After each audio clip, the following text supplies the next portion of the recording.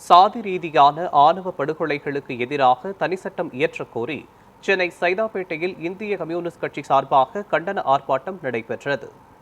மயிலாடுதுறை மாவட்டத்தில் தலித் சமுதாயத்தைச் சேர்ந்த தந்தை மகன் காவல் நிலையத்தில் புகார் அளித்த நிலையில் அவர் இருவரும் அடுத்த நாள் படுகொலை செய்யப்பட்டனர்.